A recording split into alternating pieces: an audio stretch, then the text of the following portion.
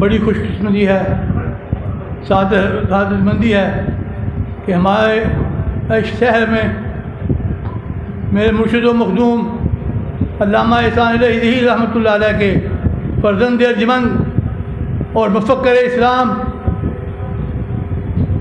جناب علامہ احسان الہی صاحب تشریف لائے ہیں۔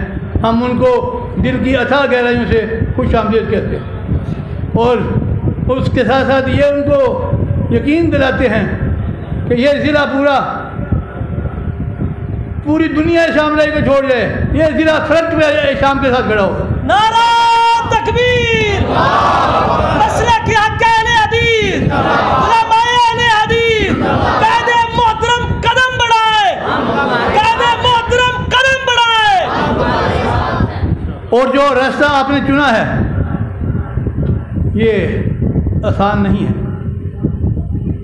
اس میں بڑے سخت مقام آتے ہیں، اور مرشد و مخدوم بابا شہید کہا کرتے تھے جس نے اپنے پاؤں پہ مہندی لگائی ہوئی ہے وہ رک جائے، ہمارا شریک سفر وہ بنے جو اپنی جان کو محمد الرسول اللہ کے مشن پہ قربان کر سکتا ہے۔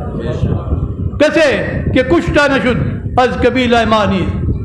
آج جب ان کے مشن پہ، جب ان کی فکر پہ، جب ان کے تصورات پہ، جب ان کے دینی خیالات کے ڈاکہ مارا گیا، ان کی قائد، ان کی بنائی ہوئی جمعیت کو ایک ایسی تنظیم میں مدغم کر دیا گیا کہ جس کی 40 سالہ تاریخ اتنی بھیانک ہے، اتنی شرمناک ہے کہ کبھی ایسی چیز منظم نہیں ہو سکے۔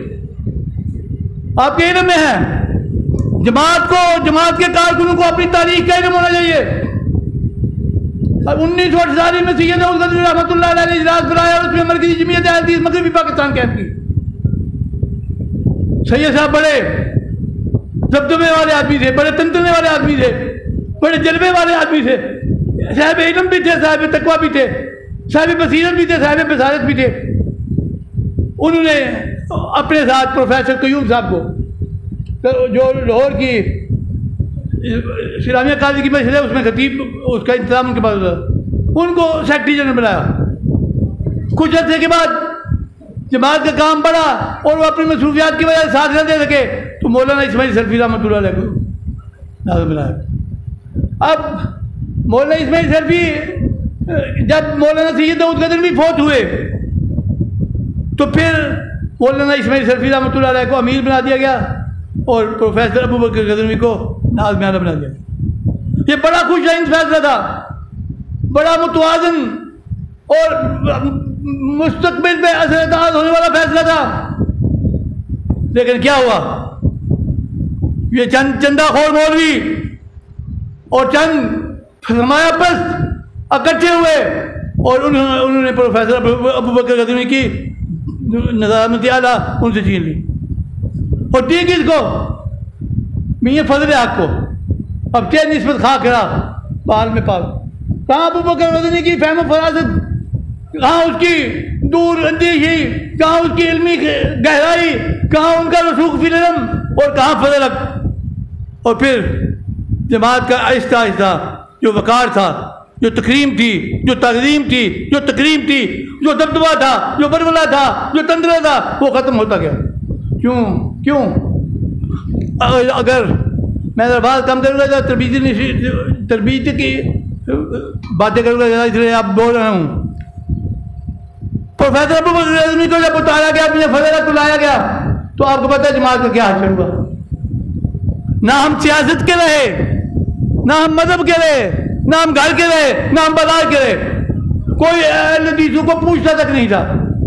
اس وقت جب مایوسی کا یہ عالم تھا، علامہ احسان الہی رحمۃ اللہ علیہ مدینہ یونیورسٹی سے پڑھ کر آئے، جب واپس آئے، حالانکہ ان کو مدینہ یونیورسٹی میں حکومت سعودیہ کی طرف سے یہ آفر تھی کہ دنیا کے جس ملک میں جہاں جانا چاہیں، جیسا سینٹر بنانا چاہیں آپ بنائیں، ہم آپ کے ساتھ ہیں۔ علامہ صاحب نے کہا میں اپنی مٹی کا قرض چکانا چاہتا ہوں، میں اپنی مٹی کا قرض چکانا چاہتا ہوں، میرے مسلک کے لوگ ہیں، پریشان ہیں، وہ افراتفری پھیلی ہوئی انار کی ہے، میں یہاں آپ کے ساتھ اجازت کا شکریہ۔ اور پاکستان آئے، اللہ اکبر، دل چیر دینے والی باتیں ہیں۔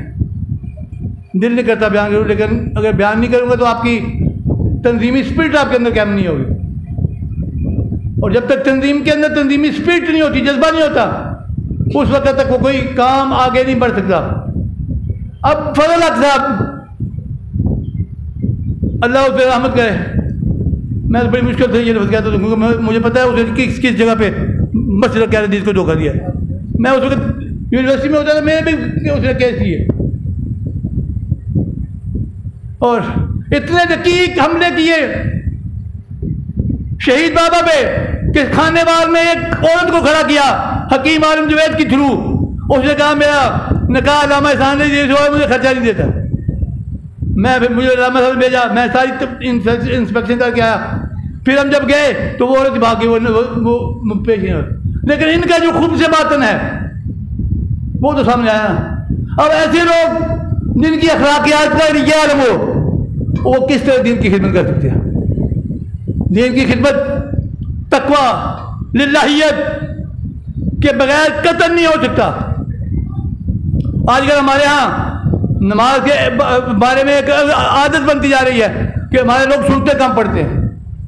حضرت حافظ محمد گودری رحمۃ اللہ علیہ جو اس صدی کے سب سے بڑے محدث تھے، انہوں نے ایک دفعہ فرمایا کہ جو آدمی سنتیں نہیں پڑھتا بالآخر اس کے فرض بھی چھوٹ جاتے ہیں۔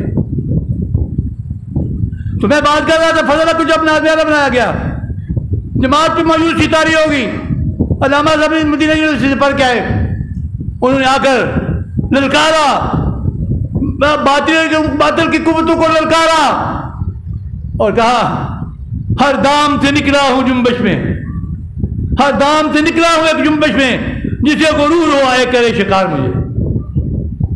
علامہ صاحب نے کہا میرے جو آبا ہیں، میرے جو اسلاف ہیں، میرے جو بزرگ ہیں، میرے جو اکابرین ہیں، جو ائمہ محدثین ہیں، انہوں نے مسلط کا کام کرنا نہیں سیکھا بلکہ ہمیشہ مزاحمت کی سیاست کی ہے، کھڑے ہو کے للکارا ہے، کبھی پشت نہیں لگائی ہے۔ اس وقت پنجاب میں ملک اللہ مصطفیٰ خالد تھا گورنر، اس نے بھٹو نے کہا یا کسی نے کہا کہ علامہ صاحب کی یہ زبان بند ہونی چاہیے۔ پنجاب کی تاریخ میں برٹش امپائر کے زمانے میں بھی کبھی گورنر نے کسی کے خلاف ایف آئی آر نہیں کٹائی۔ اب صاحب علامہ صاحب رحمۃ اللہ علیہ کے خلاف مصطفیٰ خالد نے گورنر ایف آئی آر کٹائی اور بہت زیادہ شروع کیا، لیکن علامہ صاحب نے کہا میں نہیں ہٹوں گا، میں مشن کے لیے ساری دنیا کو چھوڑ کر آیا ہوں کہ میں نے اپنی مٹی کا قرض چکانا ہے۔ میں وہاں تمہاری بدکور ہوئے، تمہارے جینو تھے، تمہارے درے تھے، تمہارے یہ جو شرام ترازی ہے اس سے ڈر جاؤں گا؟ نہیں۔ پھر کیا ہوا؟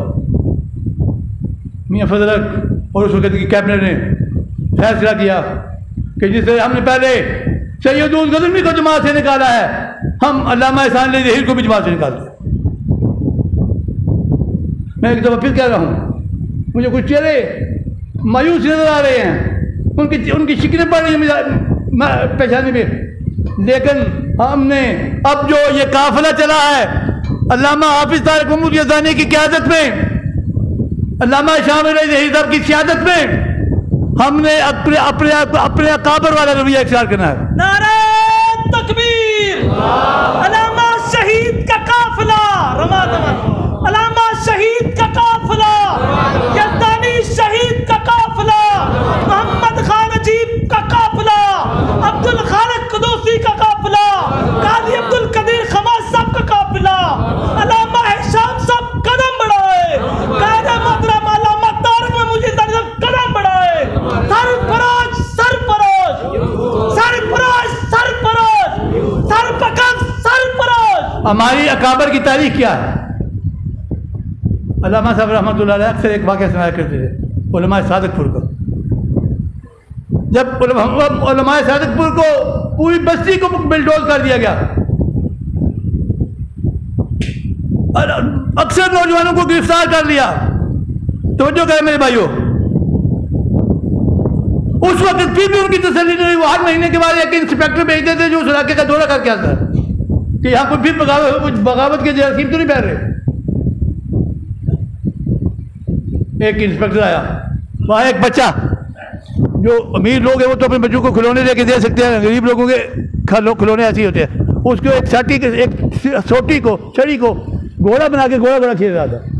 اس نے دیکھا یہ انگریز آیا ہے، وہی جس لاٹھی کو وہ گھوڑا بنا کے کھیل رہا تھا وہ اسے اس انگریز کی طرف ڈال لی بندوق بنا کے. تو اس وقت اس نے کہا تھا کہ وہابیوں کے جو بھی بچہ پیدا ہوگا وہ باغی ہی پیدا ہوگا. ہم بھی باغی ہیں، ہم باغی ہیں اس جعلی تقوی کے، ہم باغی ہیں اس مسلحتوں پالیسی کے. انشاءاللہ. اب یہ حافظ صاحب 2 حافظ بیٹھے ہوئے ہیں، دونوں اللہ کے دین کے مجاہد ہیں.